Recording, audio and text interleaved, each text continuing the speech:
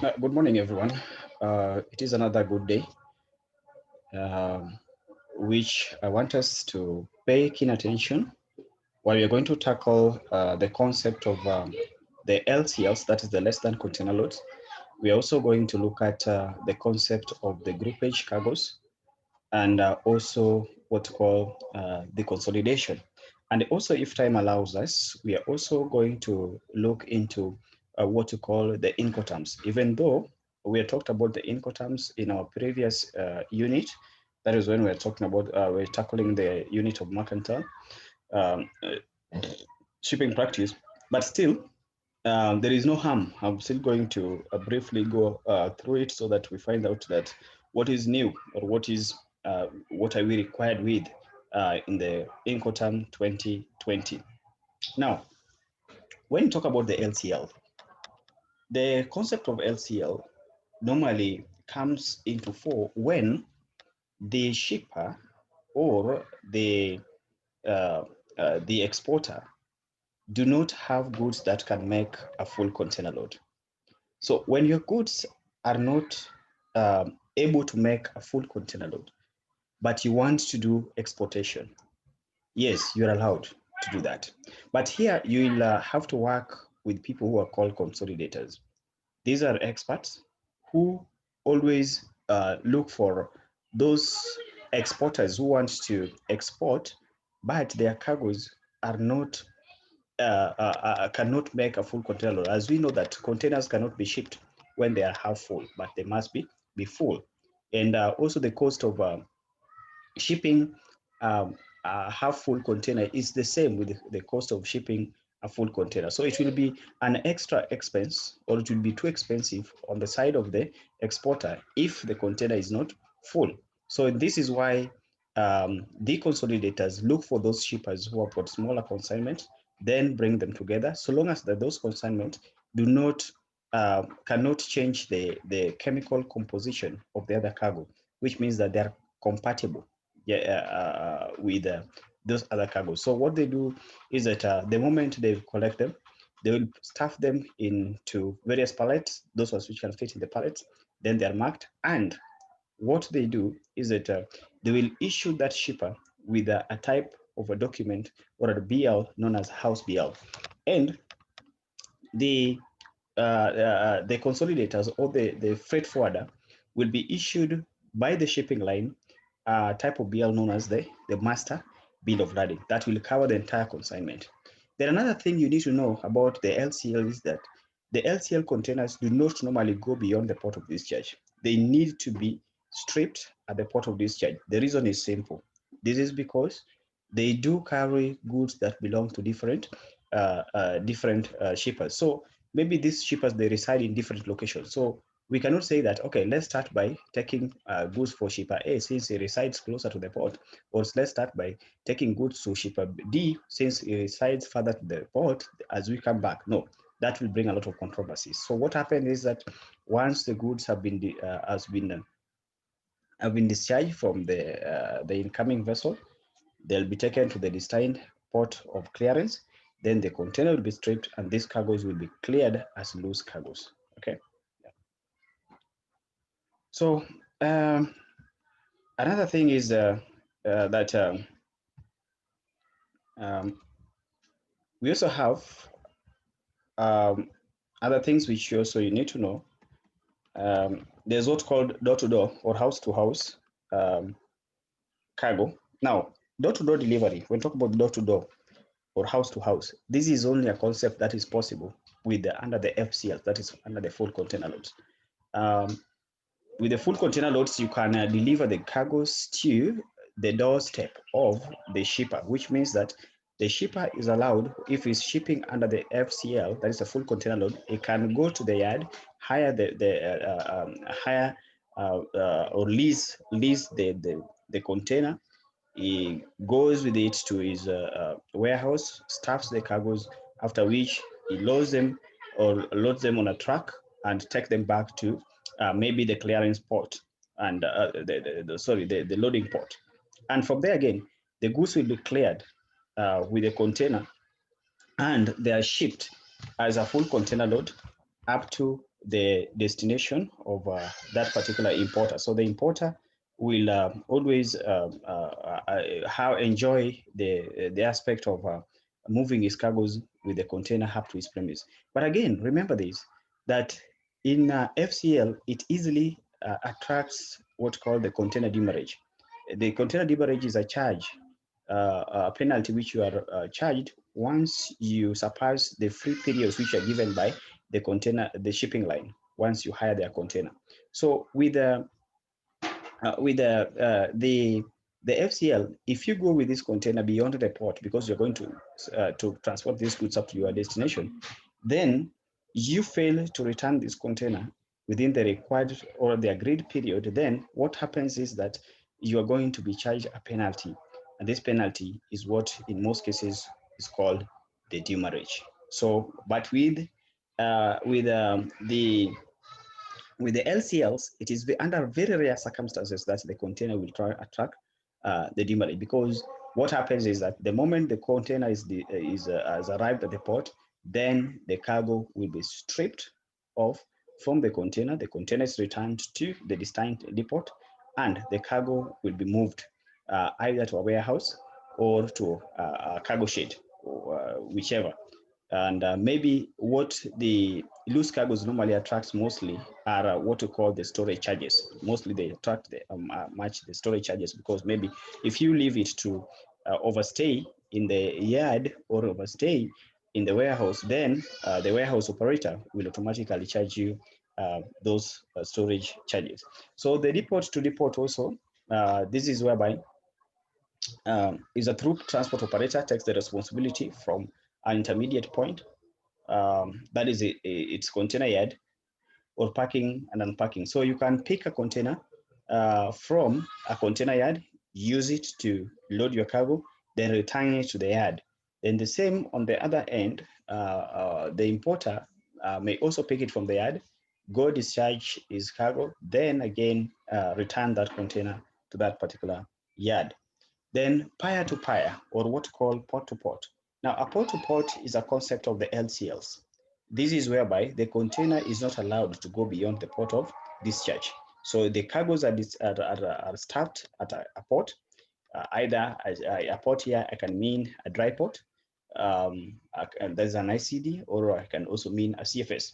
And again, this cargo do not, at the country of importation, this cargo again do not go beyond the ICD or the port of discharge. So that's where I call the peer to peer. So the container will be stripped there, and the consignee is allowed to move that cargo inland via his own means as a conventional cargo. Then we have got depot to depot, which I've also talked about. And also peer to peer, we've talked about. Then we have what's called the consolidation, the cargo consolidation. To consolidate is just to bring together. And once they're done, it is done by people called the cargo consolidators. And when you're doing the consolidation, the one thing or one concept which you have to ensure that the cargoes which you are consolidating are compatible. And it is done with the aim of ensuring that the cargoes which are being put together are moved uh, uh, are moved as a unit, and the condition which cargo consolidations requires that is that all those cargoes which are being stuck together, they must be heading to the same port of destination. You cannot consolidate cargoes for different ports, but you only consolidate cargoes for the same port. And another thing you have to bear in mind is that when you're doing consolidation, the compatibility of the cargoes which you are stuffing in, or the cargo which you are putting in that particular container, they must be compatible. So because if you've not considered that, then it means that the chemical composition of that particular cargo is going to be interfered with. There are those ones which are clean cargoes. We have dirty cargoes which can easily contaminate the chemical composition of another one. So you must consider that very keenly. Then the benefits which comes with the cargo consolidation is that it is cost effective. that it is cheap. It is cheap, but remember when you consolidate, you'll share the cost of shipping that container. But as opposed to when you are moving that container as a full container load, you'll bear the entire cost. But when you consolidate, you will share that particular cost. So we say it is cheaper. Um, then also, another thing that there's that ability for your business to make more frequent and small purchases order means that you have more cash flow to work with overall. So it also even allows small shippers also to enjoy the benefits of exportation. So I can be a small shipper, I want to export my cargo, but my cargo I may have the worry that now since it is not making the entire container, what should I do? No, don't worry. With that, just seek the services of a consolidator. The consolidator will collect your cargo so long as it meets the required statutory obligations for export and also serve with various papers. Then from there, you can move it. So finally, if you, it also provides a greater transportation, that timeline and inventory flexibility in your business as well. Cargo that is stored in a consolidation warehouse gives you a fluid cargo ready date because your shipment are ready to go just when you need them. So you avoid all the variables that pop up during the entire production process. And just to summarize on that, if you want to consider consolidating your shipment to help put the control of the goods um, into your hands sooner. That's for instance, if quality control discovers mistakes with your order that's already been shipped to your destinations close to you, you have to wait to get replacement parts and the shipment sent to you. So this leaves a control to the supplier and means that the timeline of delivery of the product to your customer is also uh, is also out of your hands. So consolidations allows you to implement quality control measures earlier. Um, Earlier on that, a trusted warehouse closer uh, to your supplier. So consolidation may not be the best route for all businesses. So it is up to you to decide if the benefits outweighs the risk for your company. Now, onto the groupage. Groupage, that is groupage. This is also comes with the LCLs and FCL. Now, if you have enough cargo to completely fill a container, you want your goods to travel alone, even though the space is not completely filled, you should opt for full container load. So it is advisable that if you have more cargoes to export or to ship, then the best option for you is you opt for the full container load. So if you do not have enough goods to fill that container, and you are not willing um, to pay for extra space either, choosing group A service is probably your best alternative. So the moment you find that you don't have enough cargo to fill the entire container and you're not willing to pay for the extra space that is remaining, then the only option that is available for you is to um, go for groupage. Seek the services of the consolidators. They will help you in securing that. Now, straight away, I want us now to look at what we call the Incoterms. The Incoterms. That's applying the Incoterm to trade into trade. Now, Incoterms are very, very important instruments in trade, and because they set rules and regulations that has to be followed by those people who are committed themselves to international trade. Remember, international trade without rules, it becomes a mess. If everybody or each person can do whatever he feels is right for him, and when this happens, it means that quality aspect may not be there. Um, Integrity purposes may also be lacking. So this is why experts sat down and they say that no, for us to have uniformity in the international trade, because most cases we are trading with a person you don't know, you are trading with someone whom out of trust. That is what makes the international trade to go on. But now with the rules set, it makes it more easier. So in applying this Incoterms, um, before that, I want us just to briefly see the history of the Incoterms. It is always good at least to also know did these things start. Now, when you dip into history of these Incoterms, um, how they are born, the evolution through the years as the processes and the practices, commercial trade advances, and all that. The first Incoterm that was introduced was called the FOB. This is the first Incoterm. And even though we can trace its origin back to 1812, that is several years back, but it is said that they are now, they were not very much into practice until 1936, when the ICC, that is International Chambers of Commerce, decided to make them laws. Now, since then, the international transportation community has gone through many changes to adapt.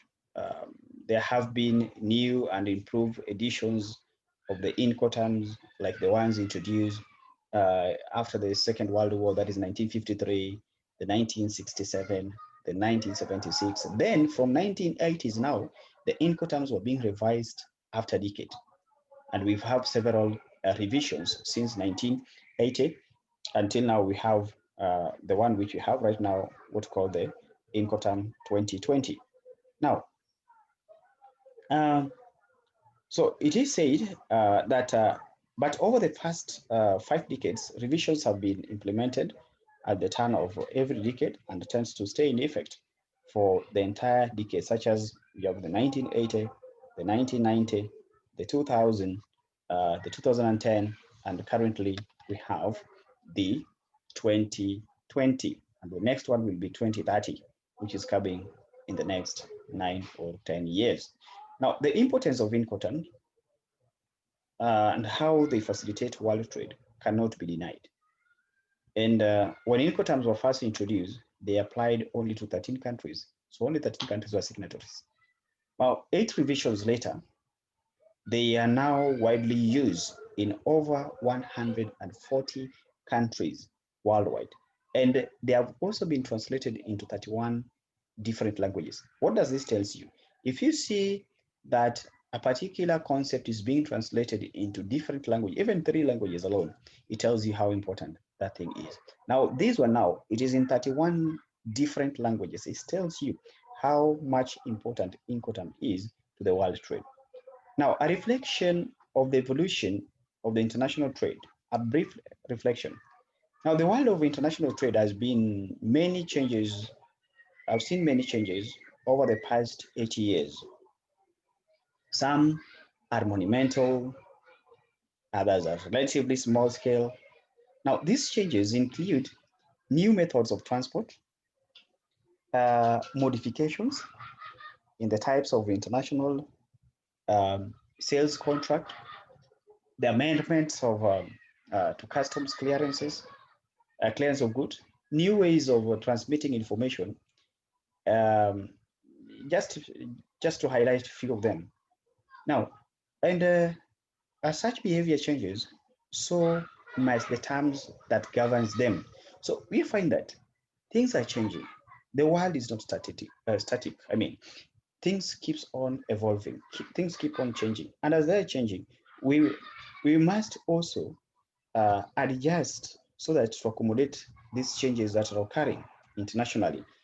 Now, so the ICC objective of revising Incoterms are to guarantee that the set of transport terms keeps up with the pace of progress and adapts to the evolving needs of international trade. So the 1980 edition of the Incoterm introduced changes motivated by the increasing volume of container traffic. So the 1980 Incoterm was anchored on the increasing volume of container traffic. Remember, during the 1980s, um, more trade was being done through containerization. Um, more ships were being built. Ports were trying to increase their berths and all that. So they brought in Incoterms to cater for that. While the 1990 editions was evidence to the growth of international transport. International transport was also catching up, and that made the Incoterm to be revised again in 1990. In 2010, um, Incoterms were revised to solve the security problems and to improve the issues related to the digital exchange of information.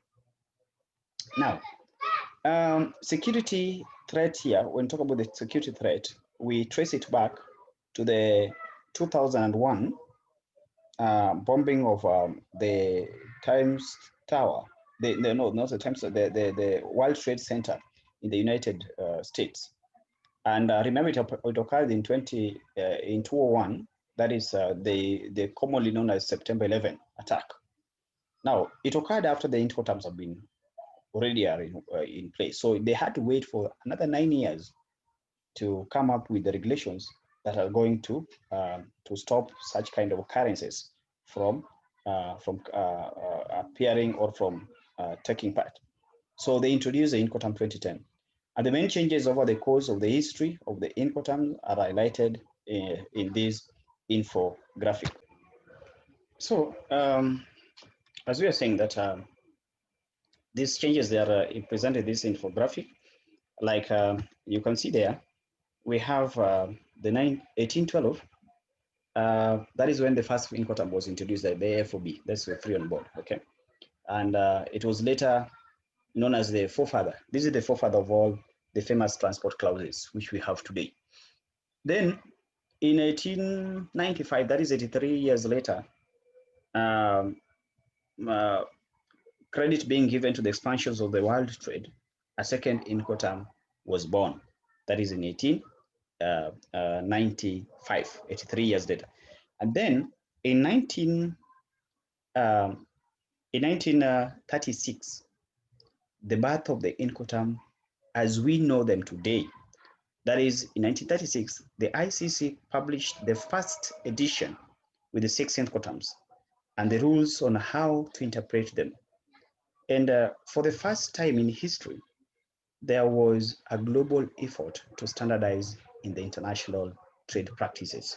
So this was done, the standardization of international trade practices was done in 1936 when the ICC decided to publish the first 6 Incoterms, with FOB being the forefather, one of them, and they also included the rules on how to interpret them.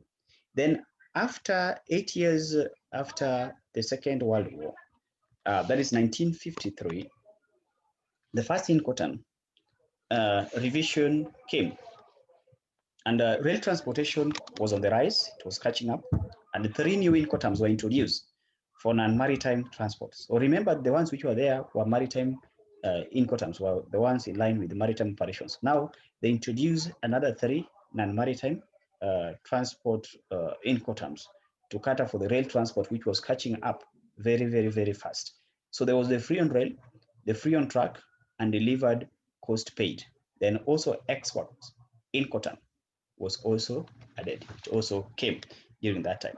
1976, the FOB airport Incoterm, that is a free on-board airport, was introduced.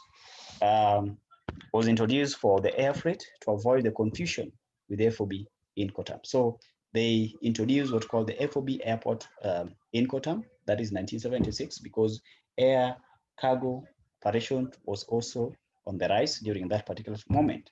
Now, come 1980, due to the proliferation of the freight traffic in containers, 2 new Incoterms were added. That is the FRC and FCI, which are known today as the FCA and also the CIP, respectively. Come 1990, a complete revamp of the Incoterms to adapt to intermodal transportation. Changes were made to accommodate the increasing use of EDI, that is the electronic data interchange. Now, come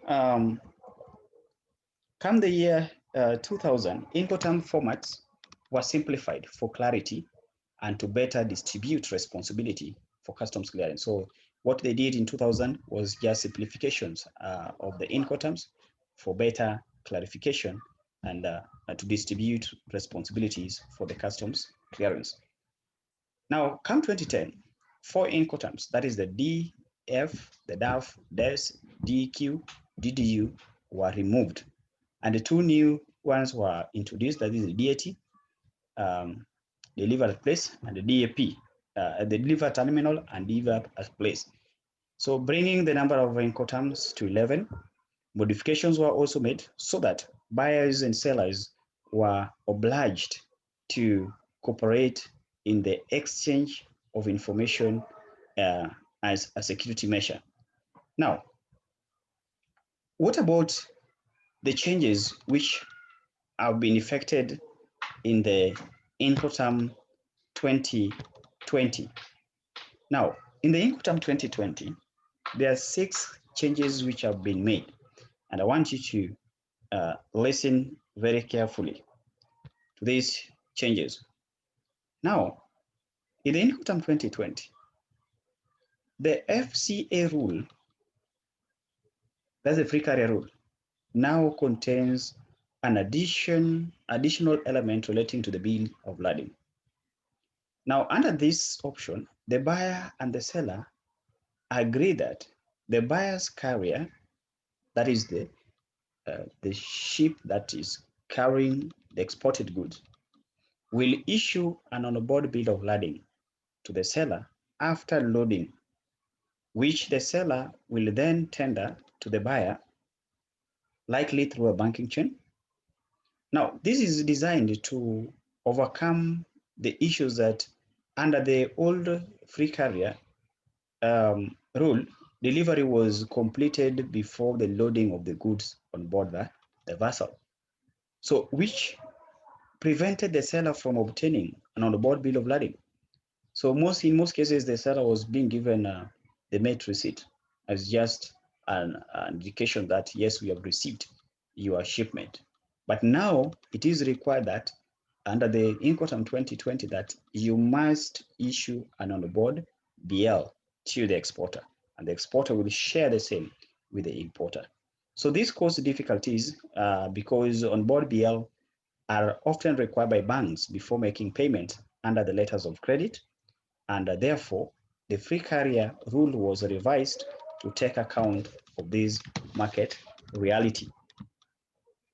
And again, costs are now consistently listed in what's called the A9, that is the seller's obligations, and the B9, buyer's obligations, providing a one-stop list of cost for each rule.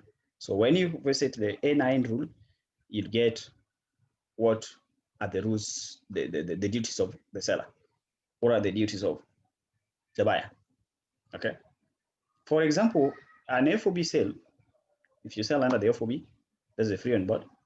The costs involved in obtaining the delivery or the transport document will appear both in A6, B6, and A9 and the B9. Now, the level of minimum insurance in CIF, that is cost insurance and freight, and cost insurance paid to, terms have diverged. Now, CIF terms continue to require the seller to obtain cargo insurance, complying with the Clause C of the LMA and the IUA Institute Cargo Clauses. However, in CIP trades, the level of minimum insurance has been increased to that complying with the Clause A, of the Institute Cargo Clauses, meaning all risk cover except to exclusions. So it means that now under the CIP, when you contract under the CIP, which means that you are going to cover all the risk that might occur when that cargo is moving, with an only exception where there are exclusions. But under the CIF, you only cover, they take the minimum insurance cover. That's the Clause C. Fourthly, the provision has been made for the seller or buyer to employ their own means of transport rather than employing a third-party carrier, as was assumed in the Incoterm 2010. So in the Incoterm 2010, buyers were required to assign a third-party carrier, but now you are required that you assign your own carrier. So the changes are reflected in this FCA, that is the free carrier, DAP, DPU, and the DTP rules. Then the fifth change, is the DAT, that is the deliver terminal rule, has been renamed. Now we don't have the DAT, but we have the DPU. Delivered at place and loaded. Now, this is to reflect that the destination can be any place and not just a terminal, as was the case. It was delivered terminal. But right now, it is delivered at place and loaded to reflect that the destination is not just necessarily reflect that the destination can be any place and not just the terminal. The last change here, there is an expense allocation of security related obligations, which has been added in A4 and A7 of each of the Incoterm. So the cost of which their costs you find in A9 and B9.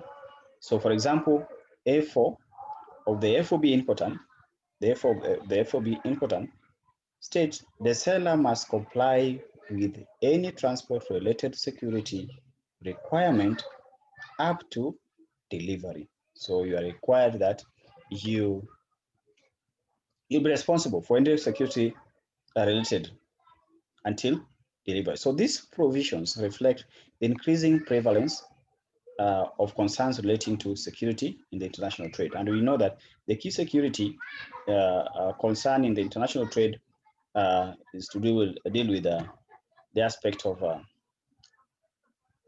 piracy. Piracy has become a very biggest thorn in the flesh of those taking part in international trade. Now, I want us to see what are some of the core functions of Incoterms used in the international trade. Now, one of the core functions of the Incoterm is to outline the obligation of the buyer and the seller in a trade transaction. So the Incoterm will help us to know what is the role of the buyer and what is the role of the seller. They also clarify when the risk passes from the seller to the buyer under each of the rules. So when we take the FOB, at what point does the risk passes from the buyer to the seller? Then also outline how costs are allocated, how those costs are allocated between the buyer and the seller. Okay, so however, the Incoterm cover much wider range of responsibility and obligations for a seller or buyer international sales contract, including who bears the risk in case of loss or damage to goods at any specific point in the national journey, which party is responsible for loading or unloading goods, or for arranging and paying of the inspection to cargoes, who is responsible for producing documentations, submitting export and import customs entries, or arranging export and import licenses, as well as a range of other contractual obligations. So using Incoterm properly as part of the sales contract provides a clarity for both the parties, giving certainty over cost and reduces the risk of disputes and disagreements with the clients or the suppliers. Okay, so using unsuitable Incoterms or using the terms without understanding the implication of your choice can lead to unexpected cost and also delays and an happy client. And you know that when you're serving an happy client, what do you expect? So I want us to see brief summary on the most recent Incoterm which we have. It's no longer the Incoterm 2010, but now the Incoterm 2020. And what are some of the things which we find in the Incoterm 2020? Now, in the Incoterm 2020 rules, we want to see what are they. They're divided into two. That is, there are those Incoterms that deals with any mode of transport, and there are those ones which specifically deals with the sea or inland waterway transport. Now, those dealing with any mode, we have the exports, we have free carrier, we have free alongside ship, and sorry, we have exports and we have free carrier. That is any mode of transport. They can either be used in sea transport, they can be used in land transport. Now, those dealing with any mode of transport, we get carriage paid to CPT, carriage insurance paid to CIP, delivered at place DAP, delivered at place and loaded DPU, and also delivered duty paid DDP. Now, I want us to see under these Incoterms, when, at what point is the risk passing from the seller to the buyer? Now, when you look at the under the X works as an Incoterm, that in X works, the risk passes when the seller places the goods at the buyer's disposal at a named place.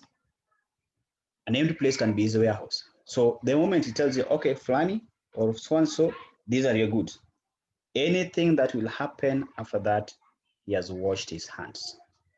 If you break them when you're loading them, he is not there, just pay him his money. Okay.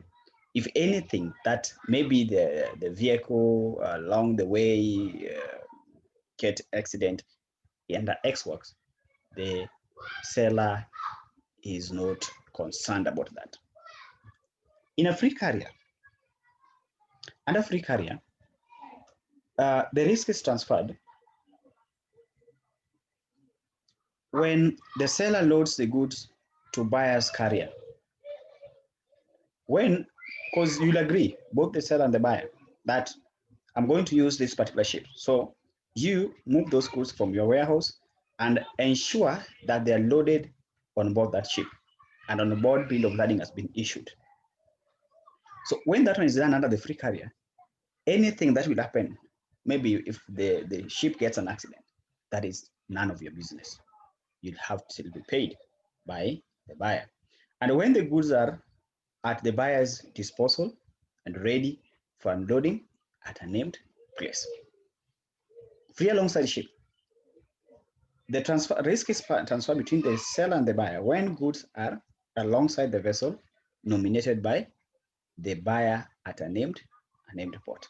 So the long as that are free alongside ship, so long as you've taken them there, okay, you deliver them to the named ship. So whether they load them or they don't load them, that is none of your business. Anything that happens there, you're not there. Free on board. When goods are on board the vessel nominated by the buyer at a named port, that is when the risk passes. When you've delivered them and you've ensured that they are delivered, they are loaded on board that particular ship. And remember, on FOB, we normally have got FOB.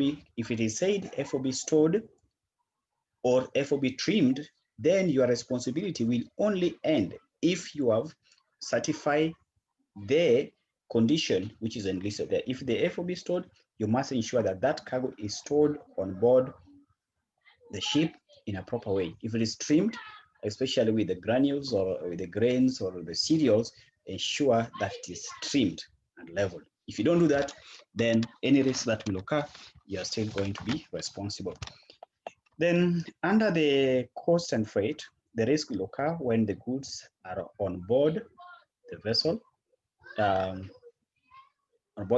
nominated by the seller at origin. So the risk will only be transferred the moment the goods are on board that vessel, which were nominated by the seller at the origin. So under the cost and freight, is the seller who nominates the vessel. Okay. CIF, the risk will transfer when the goods are on board the vessel nominated by the seller at the origin, the same. CPT, the risk transfers when the goods are handed over to the seller's nominated carrier at a named place. So in this case, it is the seller, the seller who nominates the carrier. So the moment he hands over, anything that happens is not responsible. Under CIP, the risk transfers when the goods are handed over to the seller nominated by the carrier at a named place, still the same. And under DAP, when the goods are placed at the buyer's disposal at a named place or agreed point within that place. Okay. Then DDP, the risk transfers when the goods are delivered and unloaded at a named place or agreed point within that place. Not just delivered and unloaded. Okay. Then in the DDP, the risk transfers when the goods are placed at the buyer's disposal at a named place and agreed point within that place. Okay. Now, in terms of the commercial invoice, it is the seller who issues the commercial invoice in all the 11 Incoterms. In terms of the packaging, quality control, and marking, it is also done by the seller across all the 11 Incoterms. Now, in terms of loading is also done by the seller across all the 11 Incoterms, with the exception of the X-Works, where the buyer does the loading. But in the free carrier again, the seller is only responsible for loading if the term states free carrier at the seller's facility. That if only it states that it is a free carrier at the buyer's facility, which means that at that point you are responsible for loading. But if not, then it is the buyer. In terms of payment of the export duties and taxes, that is the role of the seller, with only exception in the X-Works, where the buyer pays that. Original terminal handling. Original terminal handling is done by the seller, with the exception of X-Works, free carrier, and free alongside ship, where the buyer does that. In terms of insurance is negotiated between the parties, with the exception of the cost insurance and freight, where the seller free of a particular average, that is under the insurance, or the seller under the carriage insurance paid to CIP, the seller will bear all the risk. In terms of the carriage charges, that is the role of the buyer, with amongst the role of the buyer in X-Works, free carrier, free alongside ships, and free alongside free on board. But the rest, it is the seller who does the same. Now, destination terminal handling, this is done by the buyer, with the exception of delivered at place, unloaded, delivered, duty paid. There, the seller chips in. In terms of unloading at destination, it is done by the buyer, with only exceptions: delivered at a place, unloaded where the seller is required to do that. So under DPU is the only Incoterm that requires the seller to unload the goods at destination. So it is the only Incoterm that requires the seller to unload the goods at the destination. But it is always the role of the buyer. Import duties and taxes, that is the role of the buyer across all the 11 Incoterms, with the exception of the delivered duty paid. So that is where the seller does that. So that is the summary of the 2020 Incoterms guide, so you can find more more writings on the same. So up to next time, have a beautiful morning, good day, and don't fail to subscribe and also leave your comment on the same. Thank you very much.